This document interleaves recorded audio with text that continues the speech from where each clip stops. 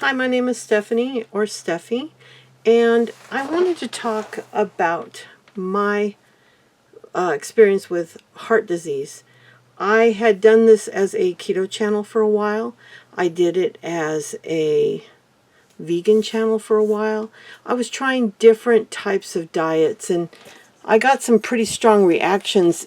Sorry about the lighting here. I'm trying to get the lighting where it's not in my eye, but you can see me okay. And a lot of people got upset, so I finally decided, you know what, I got to stop experimenting on here and just, leave it alone because, it was confusing. But I was trying to figure out where I wanted to go. And in January, I had started a carnivore diet. I'd heard this is the way to improve your health. And day 17, which was the 17th of January, I ended up at the ER. I thought I was having a heart attack. My chest, my back, my upper arms were in so much pain. And they, of course, like usual, you're in the waiting room for hours. They did the triage and figured I was fine. They didn't test me or anything, just checked me over real quick. And the only way I got relief is leaning forward like this, but there was no way to do that in the waiting room. It was just when they were interviewing me, before they sent me back out there, I was able to lean forward on a desk, and that's the only thing that gave me relief, and then back in the waiting room I went. So they did a CT scan with no contrast, and I'm going to get back to that. X-ray, chest X-ray, EKG. I feel like I'm washed out, but it'll probably look better in the video than it's where I'm seeing it. And they just gave me heartburn medicine, sent me along my way. I went and saw my doctor, and they did a follow-up CT scan in May, also without contrast. And the reason I bring this up is both of these CT scans told me I had minimal plaque in my arteries, that my arteries didn't look bad. So I thought, I'm fine. I still was trying to watch what I wanted to eat and trying to figure out which was the right way to eat. And then fast forward to September. And September 13th, which was a Friday, ironically, I just started feeling weird. And this is why I wanted to make this video in particular, because I'd heard that women didn't always have an usual heart attack scenario. Gripping your chest, your arms, your neck. You hear it hurts down your neck and your jaw, your left arm, your chest, your back. None of those. But I had horrendous heartburn that week.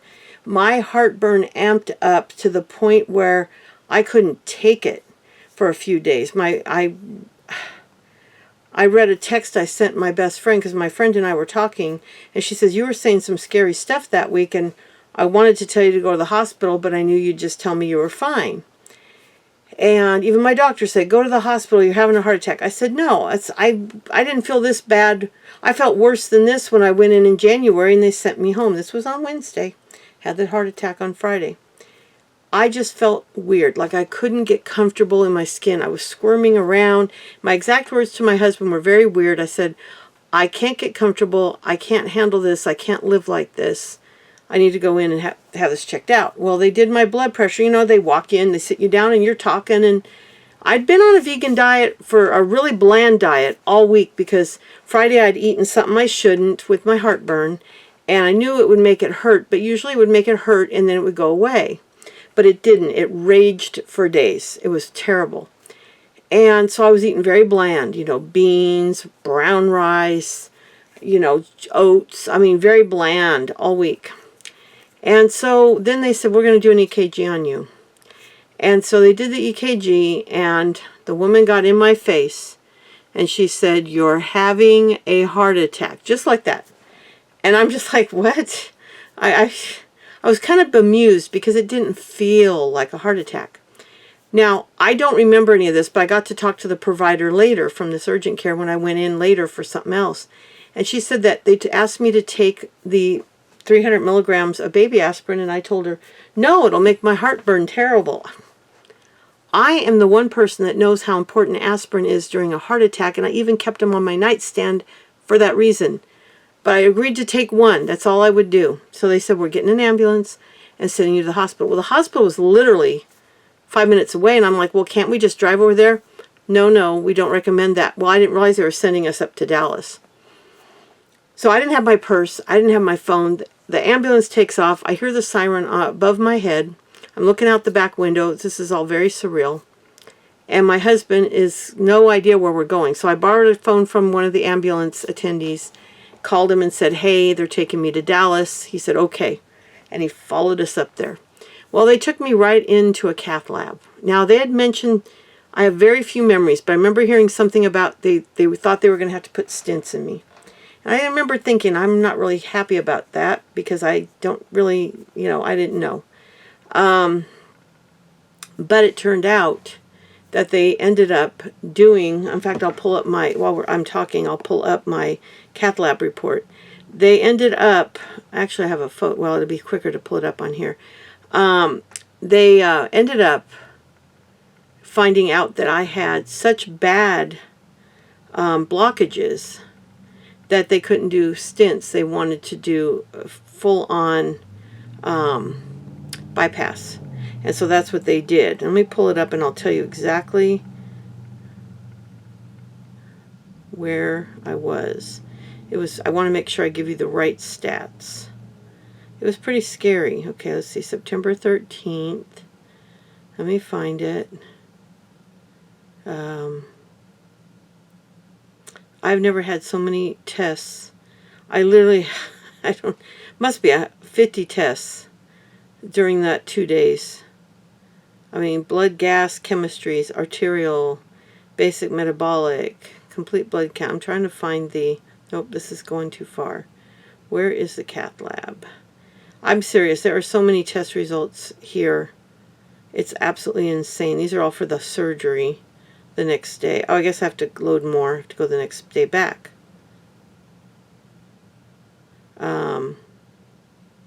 Cardiac cath. They said here's the 5 arteries that they tested, and it says PROX, PROX-LAD lesion is 70% stenosed. Mid-LAD lesion is 70% stenosed. Doesn't sound, I mean, it's bad, but then it says PROX-RCA lesion is 99% stenosed. PROX-CX lesion is 100% stenosed. And first diag lesion is 90% stenosed. It's like, wow. So they decided to do a quadruple bypass on me. Now I have no memories. After they wheeled me into the ER, we waited for my husband to show up. He showed up, they wheeled me out. I have no memory of anything else. Nothing except for knowing I was going to have a bypass instead of stents, and I was kind of relieved. I wanted it to be all new. I thought that would be better. 2, I remembered Saturday morning them telling me, we're doing your surgery this morning, because they had talked about postponing it till Sunday. And I knew that, but David said, my husband said, we had had conversations, I had talked with the doctors, I have no memory of it. And then after the surgery, I have no memory. I guess Sunday, my daughter talked to me, and I remember her saying, Mom, and me saying, oh, hi. And she told me we talked for a minute, but no memory of that until Monday. I remember them wheeling me to the next few floors up. I think it was floor number 10, to my room for the week, the rest of the week. And that's, I remember from that moment on. But I just wanted to stress for any woman out there, and I'm 64. This happened I was 64 June 4th, and this happened September 18th. So it was just a few months after I turned 64. And I did have a strong history, a family history of heart disease, but I'm adopted, so I thought, well, that they ate different than me. Certainly it won't affect me. I told I argued with my doctor for years about, no, I don't need this. He tried to get me on lipids. He tried to get me on blood pressure meds. He tried to do this. I sent him an apology note after my heart attack and said that I apologized, that my stupidity was breathtaking, how dumb I was. And so, of course, I ended up on all those drugs. And then when I went in for my second follow-up, because the surgeon only saw me for 2 months, so I went in for my second follow-up, and my husband told me to let him talk, because I was like, no. And he said, no, let me talk. And he told him, she's having pain in her upper arms and upper legs. It's excruciating. And I said, yeah, I am. And I hadn't even thought to mention it to him. I thought, what's that have to do with my heart? She said, oh, that's the Lipitor. That's a classic reaction to Lipitor for somebody that's sensitive to it. So they took me off of it, and I'm not on another cholesterol med because other than on the holidays, Thanksgiving and Christmas Eve, and a little bit this morning, I've had some stuff I shouldn't. For the most part, I mean, is very low cholesterol. I mean, I am really keeping my fats and cholesterol way down. And now that the holidays are over, I'm going to be buckling down even harder. And that's what I'm hoping to do, is keep you in the loop on my journey. Now, I have not seen a cardiologist yet. And this is why. After my surgery, I was going to get in to see one, and we had to. I had an appointment set up for November, and unfortunately, the insurance we had was a weird insurance. It was like not true health insurance. Like, we had Cobra because my husband had retired June 1st. We could not afford it. It was $1,600 a month, and it was wiping us out. We paid for 3 months, and we could not pay for that. So we found one that was under $1,000, but they paid like a percentage. You know, you could pay so much for a doctor visit. It had a little bit higher deductible, but not bad. If God forbid you needed a surgery, they would pay X amount toward the surgery. But we thought, it's only for 4 months, no big deal. But at least we have medical, dental, and optical. We have insurance. So we thought we were being responsible. Well, he had asked me, have you ever been treated for this? Have you ever been treated for that? And I'm like, no. I'd never been treated for diabetes, but I have been diagnosed as pre-diabetic, but I'd never been treated for it. I just was, trying to eat right, and I'd been pre-diabetic for so long, I didn't even think about it. Well, the minute they got my hospital bill, they went through my medical records, and they found pre-diabetes, and because they're not a true health insurance, they don't have to go by the guidelines on pre-existing conditions that a normal health insurance does, and they what's the word? My mind just went blank. In other words, they made it so that I never had insurance. They went back to before my surgery when we signed up and canceled me to the beginning. They said, well, if there's any money left after what we've paid for, we'll reimburse you for your part of the insurance. Well, clearly they didn't give me a dime back for those 4 months or 3 months, and then my husband canceled his for December, because we learned he has asthma. They didn't ask him they asked him, have you been treated for asthma? No, but he has asthma in his history. So we knew if he had any issues, they would find a reason to cancel his too. So he just canceled it.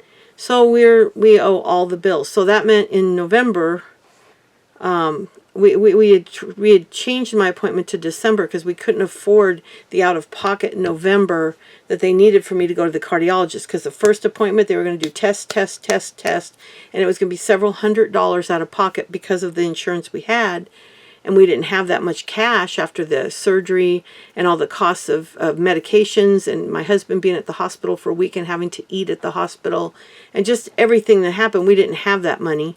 So we had postponed it till December, and then in December I didn't have insurance, so they wouldn't see me.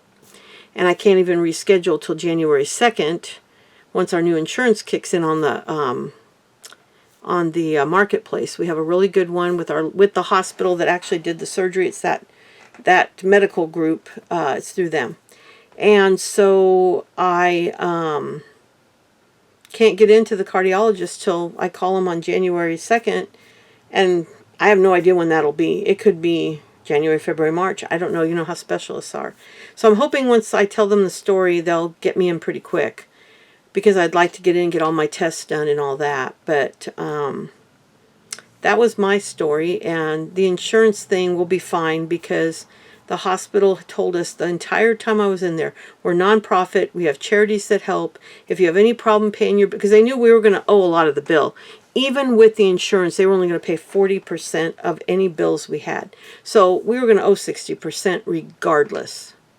So, we were already going to owe a ton. So they said, if you have any problems, we'll help you. So we're waiting to get the bill, because they were going through the insurance, and the insurance let them know what was going on, and then they have to wait so many days. And they said, we need you to and fight it, whatever. But we can't because they found it in my records and they're not going to go back on that. So I can't fight it or dispute it. I guess that's the word they use. So sometime in the beginning of January, we should get the bill from them, and then we'll call up and go in and talk to them, and we'll work it out. And they have charities that help, and then the part we owe, they'll work with us on payment. So I'm not worried about it.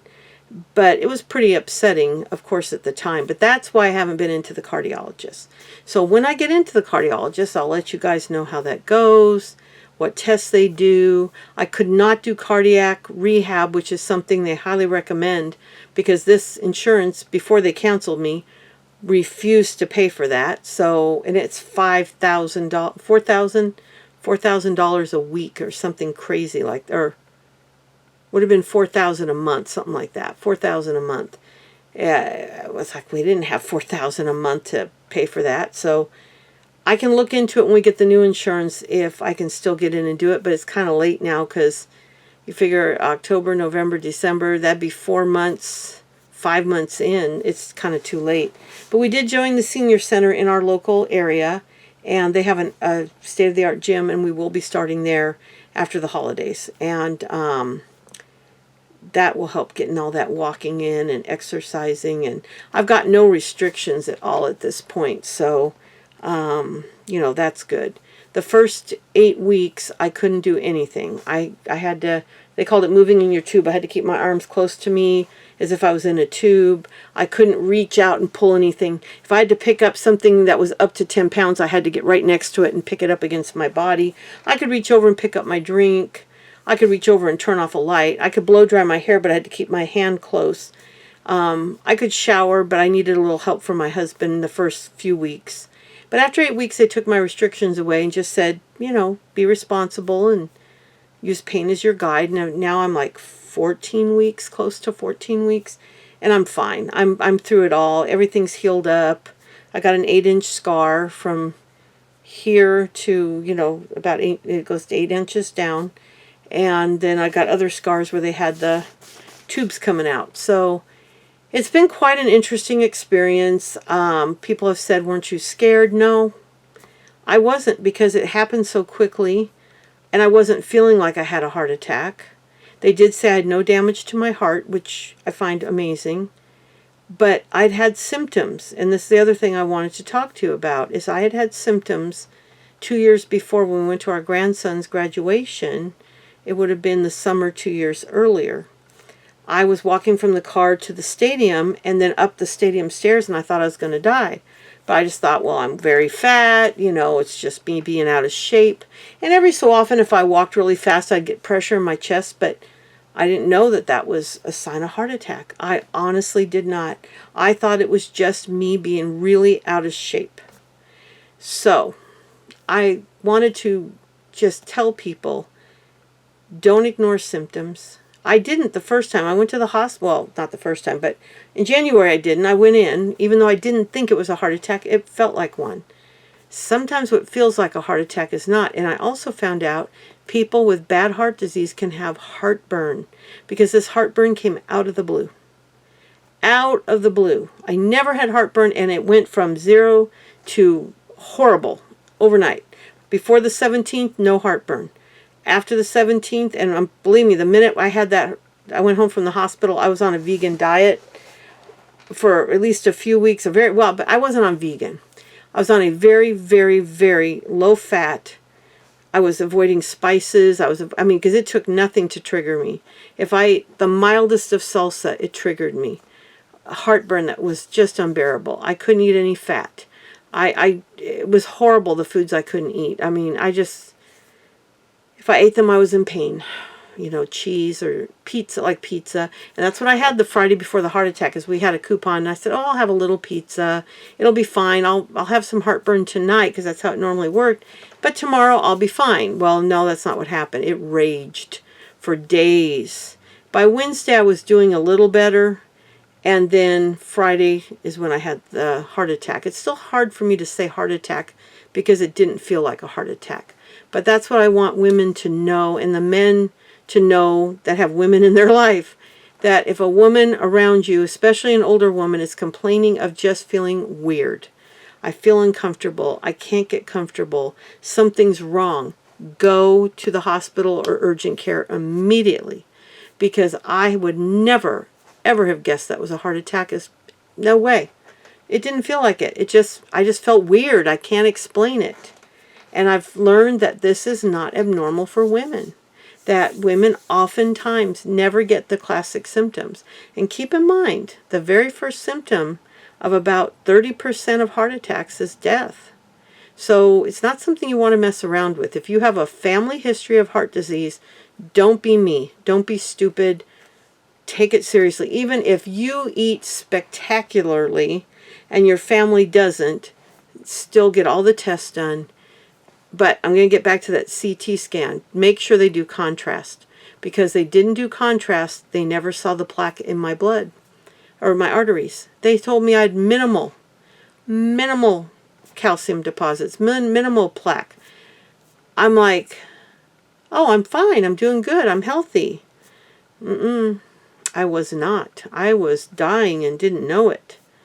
So who knows what the arteries in my neck have? I mean, I'm not taking any chances. So I enjoyed the holidays, the exact holidays. But starting when I get up tomorrow, I am not eating any crap. I'm going to be back on my, well, I've been on it, but I'm not going to be having any more treats for a very long time. And even the treats, I had a couple treats, but I still tried to keep them in the range of okay. Like I picked a brownie mix out and made sure it had hardly any saturated fat. And then I used olive oil, not butter, and not cheap oil. I used avocado oil, avocado oil for the fat in there. I did put the eggs in, but out of a whole package of brownies, I'm not getting that much of the egg. So I'm trying to find ways to make things that I love, but make them in a healthier way. I did have a couple things I shouldn't, but I'm following a gentleman. Don't have his, let me find his name for you, and I'll talk more about him because he, find his books on eBay that I bought. He had a heart attack when he was 32, was told he wouldn't live to 40, and he is a 70 now. Okay, I think he had his surgery at 70, in 1977 or something. And so I'm following what he says to do because clearly he knows what he's talking about. And he's, he and a lot of the vegan doctors also talk about the fact you can reverse heart disease. And on an average day, I eat very little cholesterol. Like I'll have 2 egg whites for breakfast on Ezekiel English muffin with maybe 1 tiny piece of Canadian bacon, where 4 slices is a serving.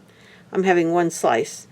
And then I buy when I was on Weight Watchers, Velveeta was the cheese you could have because it had low fat. And so that's the only cheese I'm allowed to have. And I'll have 1 of those in the morning for a little bit of protein. Then a couple hours later, I have a small bowl of oatmeal, just a regular sized bowl of oatmeal with organic sprouted oats.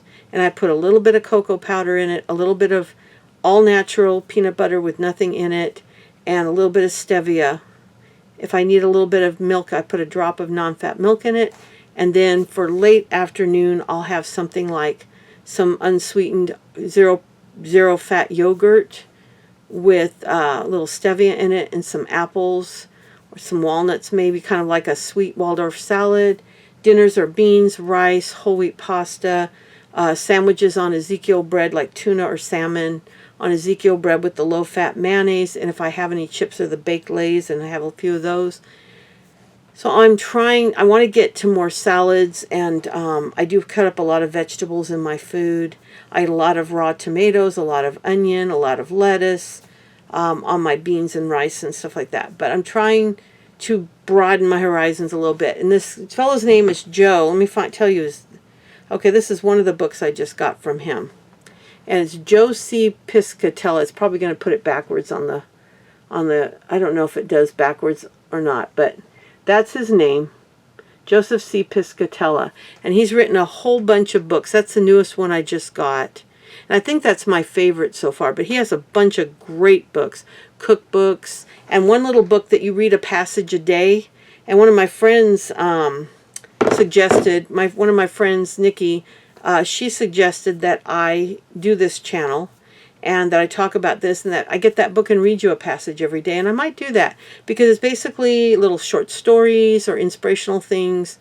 So I might do that starting tomorrow, or I might do that starting on the 1st and do that for next year and take us through all of next year. I can give you my updates every day, how my weight's going, my blood sugar's going, how my eating's going. I want to do this for myself as a record of what I'm doing, but if it can help even one person do better or avoid going through, I don't know if you can see my scar, you can see some of it right there. But I don't want anybody else to have to go through this if you don't have to. And the most important thing to do is get in for your physicals. Get in and have things checked. If you have a family history, get all your calcium scores, get all that stuff done. Just spend the money and get your tests done, because I know it can be expensive, but better that than to not be here at all. And frankly, after what happened 2 years ago and finding out how closed off my arteries were, I'm shocked. So I'm really worried about my arteries in my neck. And starting tomorrow, like I said, I had a little bit of fun today, a little bit of fun on last night, and then Thanksgiving and the day after Thanksgiving, but no more. I'm starting from here on out. It's going to be very, very, continue to be, well, it's been that way. But I added some treats on those days is what I'm saying. Like today for dinner or lunch, I had brown rice, black beans on a whole wheat tortilla with a little bit of fat-free cheddar, a little bit, just a sprinkle, a little bit of the low-fat sour cream, tomatoes and onions, rolled up in a whole wheat tortilla. That's what I had for lunch. But then I had a brownie with it, one of the brownies I told you about, because that was the last one that I had, because I brought them to wherever we went, so they were all gone. I got to have my last ones. So I had my brownie with that, and so going forward, they'll be still eating healthy, but not adding any junk. So that's where I'm at. This is kind of run long, but this first one was going to be long. But this is more for me than anything else. I want a journal of where I'm at. And like I said, this happened September 14th. I had the surgery September 13th, which was a Friday. I had my heart attack.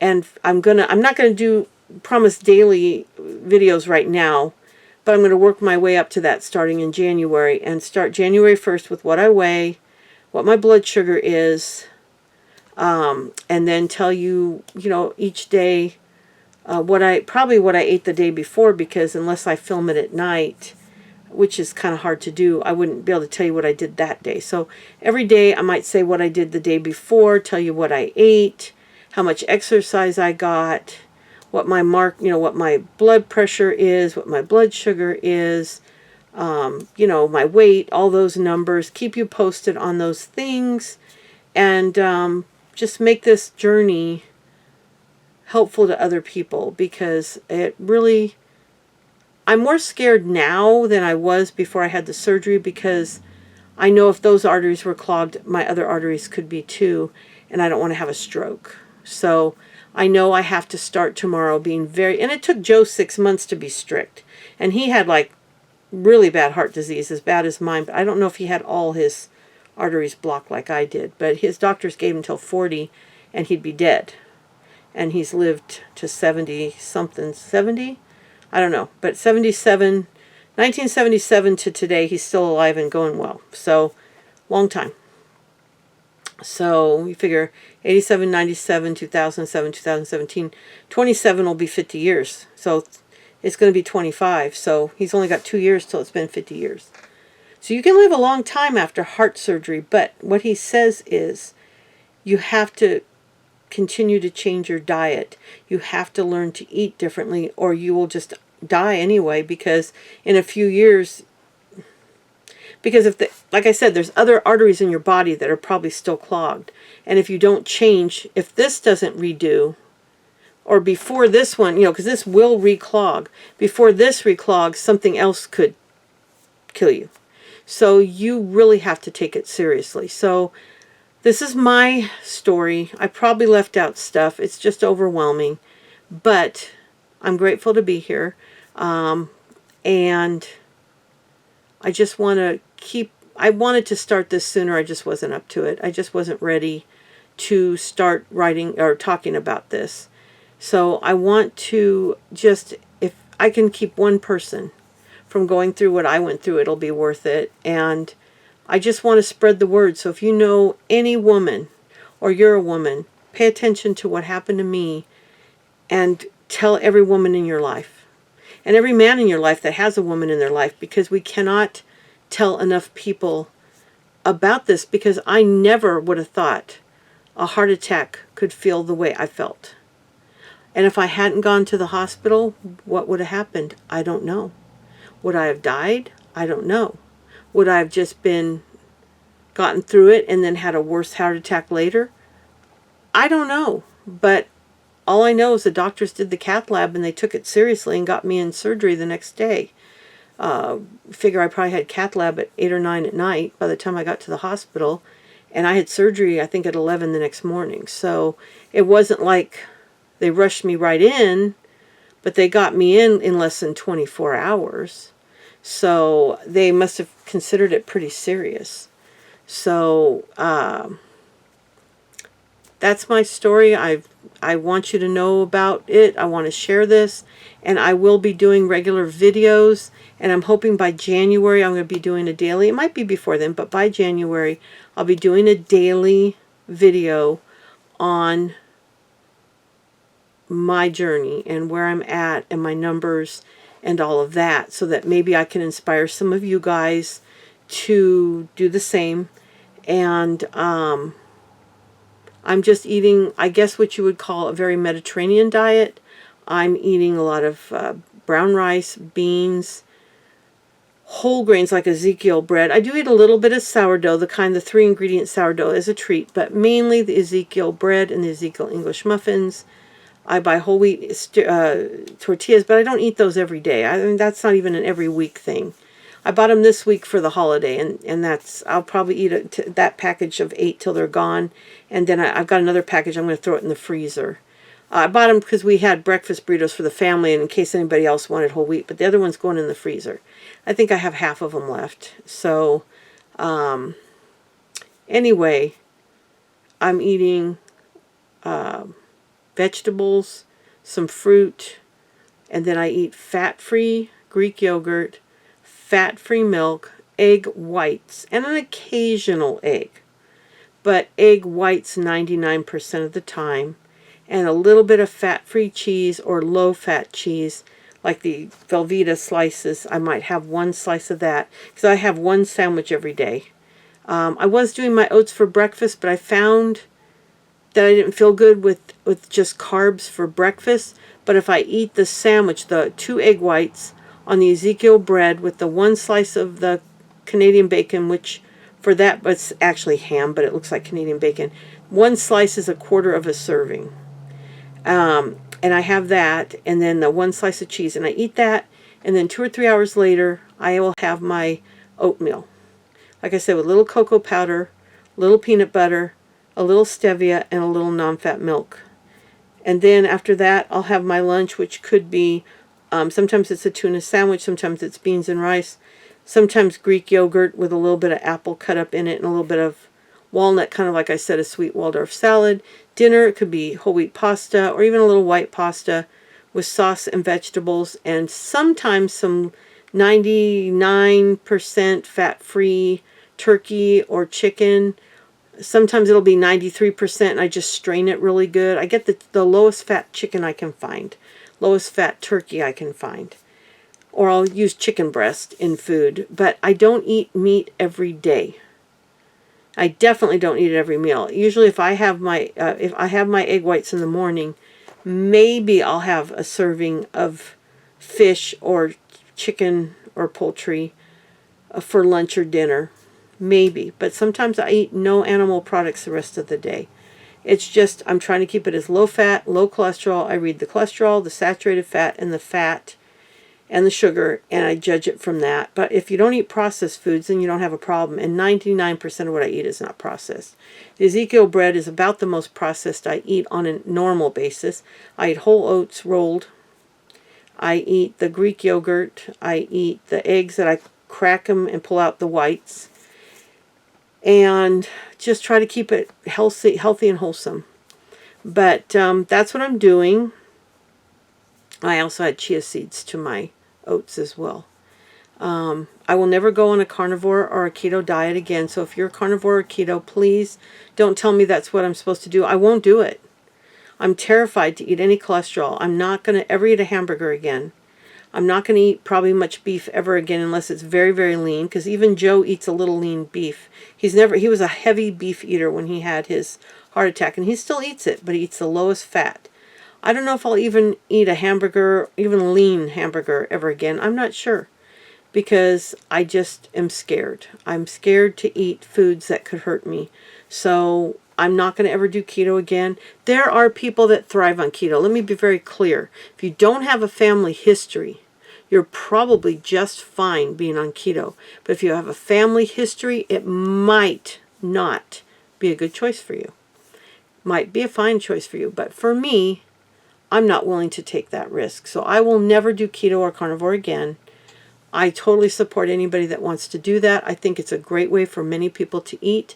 Just like vegan. I love being vegan, but I just can't do vegan every day. I do like a little non-fat dairy and occasional a little bit of animal protein. So I will never be vegan, but I am pretty much most days lacto-ovo vegetarian. That's probably what I do most days. And then some days I add a little tiny bit of salmon, tuna, or chicken. But I'm still finding my way. I'm still reading. I just got his last book, the one I showed you. I'm still learning. And as I learn, I will share it. Then when I get my blood work done next year, we can see how my hard work is paying off. See where my cholesterol levels are at. See where all my lipids are at. I will read you my test results when they come in. So I'll let you know on January 2nd what appointment I have, when I'm going in to see my cardiologist, and then I'll let you know what tests he does, what the test results are, and we'll go from there. But that's why, and I also see my doctor on February 2nd or 3rd, and he's going to do all my panel, A1C, my lipids, everything. I'm going to have him do it all. I'm going to have him do everything. So I want to have all my tests done so I know exactly where I stand. So I'll share all that with you guys. And the videos probably won't be this long after this, but this was kind of explaining my story, telling you where I'm going and all that. And I doubt anybody's even watched this far, but this, like I said, this is for me as much as it is for anybody that needs to watch it. I want to be healthy. I want to live a long, healthy life. I have too much to live for. There's so many wonderful kids and grandkids and family, a husband. I have a beautiful life, and there's so many things I still want to do. And at 64, I'm still young enough to do a lot. So to me, food isn't worth dying over, although I will allow treats. But over this next year, I will learn more on how to cook. He's got so many wonderful recipes that his wife developed, and I will learn those recipes. There's other health and diet books out there for heart health as well. And I will learn to cook better. And I will share things with you. If I have a recipe that I think is fabulous, I will share it with you, telling you which book it's in and giving that author credit and letting you know how it tastes and maybe showing you it. I want to really put everything out there so that I can learn from my history. As I go forward, I can learn from what I've done, and I can change things up to do better. And if I can help, like I said, anybody else that's struggling with this situation, I want to do that too. So I will be back soon, and I thank you for watching. If you're still here, you deserve an award, because I don't expect anybody still to be watching at almost 40 minutes. So but like I said, this is a journal for me as much as it's anything else. So I'm okay with long videos, but I will try to keep them under 20 minutes going forward, because I think that's about the limit that most people want. I can't do shorts on this subject, and I won't, because it's just, shorts on YouTube are a minute, and I just can't put that much info in a minute. But I can maybe get them down to 5, 10, 15, 20 minutes going forward, and I will try. But right now, this is just for me, and if I ramble, I ramble. You don't have to watch it, but it's for my history. I can even tell my doctor here, you can go back and see what I've been doing. So if he wants to watch and see what I've been doing and what I've been eating and everything I'm doing, he can look too if he wants. So that's what I'm doing, and I'm looking forward to this journey, and I'm happy to be starting a new year where I can rebuild and get to my anniversary in September in a much better place. So I'll be back soon. I appreciate you watching. And if you're interested in following me, I'd love to have you join my journey. And if you've been on this journey, I would love to hear your story as well. If you have a video, please put a link below so that we can all go watch it. And I will be back soon. Bye.